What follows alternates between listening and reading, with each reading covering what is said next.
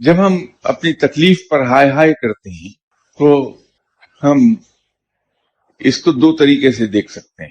ایک اینگل تو یہ ہے کہ جو خوشیاں تھیں، جو اچھے دن تھے، اچھا وقت تھا، وہ میں نے گزارا ہے اپنی زندگی کا، تو یہ تکلیف کوئی دوسرا اٹھائے گا میری جگہ؟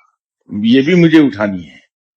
اگر میں انجوائے کرتا ہوں اچھے ٹائم کو تو اس برے ٹائم کو میں ہی بھگتوں گا، کوئی اور نہیں.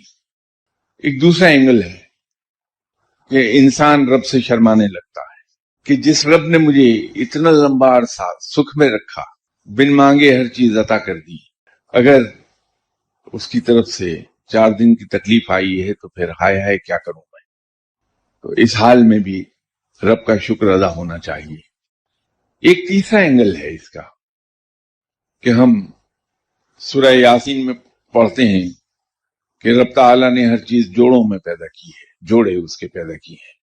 تو ہماری زندگی بھی جوڑوں ہی سے رقم ہے کہ ہماری زندگی میں اگر سکھ ہے تو دکھ بھی ہے، خوشحالی ہے تو تنگدستی بھی ہے، تندرستی ہے تو بیماری بھی ہے، کامیابی ہے تو ناکامی بھی ہے، عزت ہے تو ذلت بھی ہے. اس میں یہ سب چیزیں زندگی کا حصہ ہیں کیونکہ رب نے ہر چیز پیدا ہی جوڑوں میں.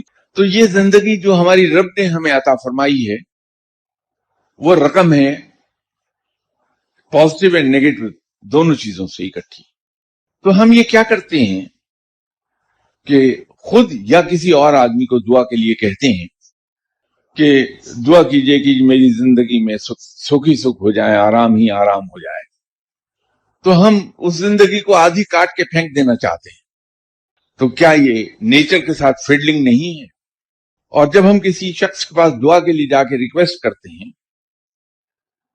تو میں ذاتی طور پہ یہ سمجھتا ہوں کہ یہ انسان کی توہین ہے کہ وہ کسی اپنے ہی جیسے محتاج بندے کے سامنے جا کے گڑ گڑائے کہ مجھے اس مشکل سے نکال لو.